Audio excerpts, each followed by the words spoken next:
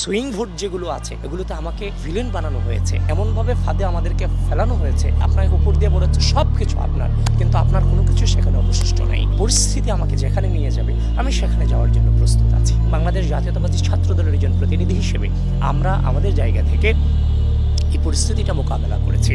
তো আমাদের যেভাবে বেড়ে উঠেছে আমাদের জীবনে আলটিমেট জিত কিংবা আলটিমেট হার বলে কোনো টার্ম আমাদের লাইফে নাই। পরিস্থিতি মোকাবেলা করুনই আমাদের কাজ, আমরা বারবার সেটা করে যাব এবং ন্যায়ের পক্ষে থাকবো। তো ডাকসু নির্বাচন শেষ হয়ে গেছে, তার মানে এটা নয় যে ডাকসু নির্বাচনের সকল কার্য সম্পাদন হয়ে গেছে। আমরা এই নির্বাচন পরবর্তী সময় নির্বাচনের দিন থেকে শুরু করে প্রত্যেকটা মুহূর্তে আপনারা দেখেছেন যে পুরো নির্বাচনটা আমাদের একটা মনে হচ্ছে একটা ফাঁদ তৈরি করে আমাদেরকে সেখানে ফাঁসানো হয়েছিল। তো এখন বারবার যদি অভিযোগ করে যাই সেটা এটা কোনোভাবেই দৃষ্টিকটু দেখাবে। তো সুতরাং আমরা অনেক ধৈর্য ধারণ করে অনেক কিছু মেনে নিয়ে এই নির্বাচনটাকে সম্পাদন করেছি বৃহত্তর রাষ্ট্রের স্বার্থে।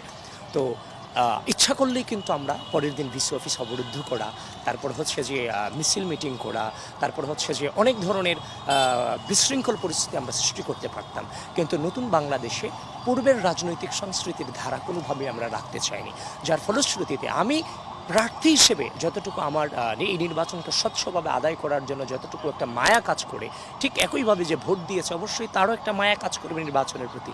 সেজন্য প্রথম দিকটাতে আমরা ধৈর্য ধারণ করেছি যে আমরা যে অভিযোগগুলো দেখেছি কিংবা যে অসঙ্গতিগুলো দেখেছি, আমরা চাচ্ছিলাম সে অসঙ্গতিগুলো ভোটারদের মুখ দিক দিয়ে বেরিয়ে আসুক, এরাই এই জিনিসগুলো উদ্ঘাটন করে নিয়ে আসুক। ইতিমধ্যেই আপনারা দেখেছেন বিশ্ববিদ্যালয়ের বিভিন্ন গ্রুপ থেকে শুরু করে বিভিন্ন ভোটাররা তারা ইতিমধ্যেই তাদের মুখ খুলতে শুরু করেছে, বিভিন্ন অনিয়ম এবং অনিয়ম নিয়ে বিশ্ববিদ্যালয় প্রশাসনকে প্রশ্ন করেছে। অন্যান্য প্যানেলের প্রার্থীরাও তারা তাদের অভিযোগপত্র জমা দিয়েছে, আমরাও আমাদের নির্দিষ্ট 3 দিনের মধ্যে আমাদের অভিযোগপত্র জমা দিয়েছি। কিন্তু আমরা যে অভিযোগপত্রগুলো জমা দিয়েছি অকাট্য প্রমাণ এগুলোর এগেনস্টে আছে, কিন্তু বিশ্ববিদ্যালয় প্রশাসন আমাদের কোনো সাড়া না দিয়ে আমাদের এইগুলোতে তারা কালক্ষেপণ করছে, আমাদেরকে হচ্ছে যে আপনার ঘুরাচ্ছে, আমাদের ফোনও ধরছে না। গতকালকে এবং আজকে আমি ফোন দিয়েছে, তারা ফোনও আমার ধরেনি।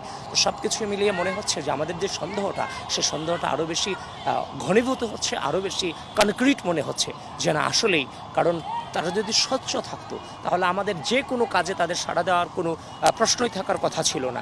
যেহেতু আমরা শান্তভাবে জিনিসটাকে ডিল করেছি, যেখানে আমাদের নেগেটিভ রেজাল্ট সেখানে এসেছে, শান্তভাবে ডিল করেছি, সেখানে বিশ্ববিদ্যালয় প্রশাসনকে আরও শান্তভাবে আমাদের সাথে ডিল করা প্রয়োজন ছিল। সেই জায়গা থেকে বিশ্ববিদ্যালয় প্রশাসন বারবার আছে যে এড়িয়ে চলার চেষ্টা করছে।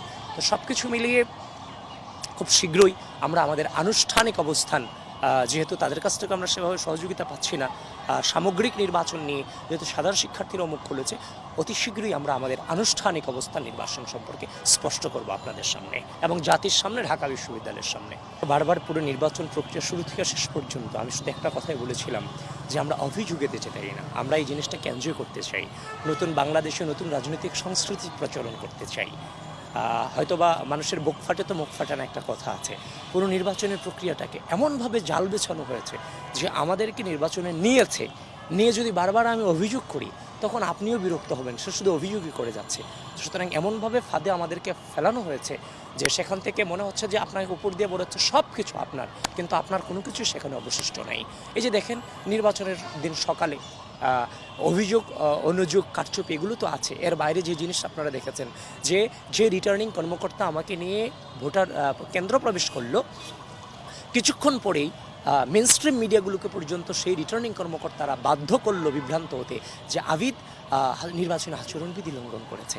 তার মানে চিন্তা করেন, যেখানে গঠনতন্ত্রের লেখা আছে প্রার্থী সেখানে প্রবেশ করতে পারবে, তারা স্পষ্ট গঠনতন্ত্রকে বৃদ্ধাঙ্গুলি দেখিয়ে মিথ্যা তথ্য দিয়ে মেইনস্ট্রিম মিডিয়াকে বিভ্রান্ত করার মধ্য দিয়ে যে সময়টাতে ভোট পড়ছে, সুইং ভোট যেগুলো আছে এগুলোতে আমাকে ভিলেন বানানো হয়েছে যে আবিদ যাচ্ছে ভোট কেন্দ্র দখল করে নিচ্ছে, সাধারণ শিক্ষার্থীরা আসো ভোট প্রদান করো, আবিদদেরকে ঠেকাও।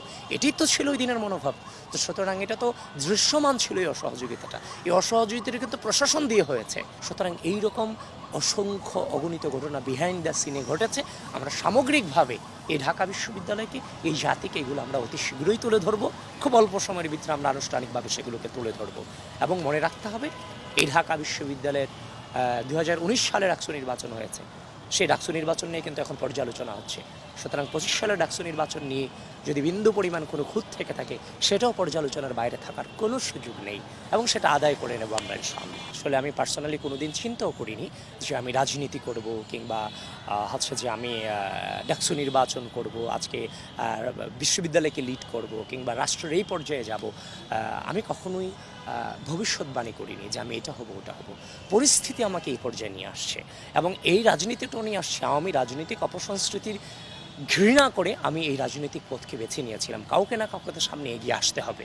সুতরাং আমার কোনো ভবিষ্যৎ পরিকল্পনা নাই। পরিস্থিতি আমাকে যেখানে নিয়ে যাবে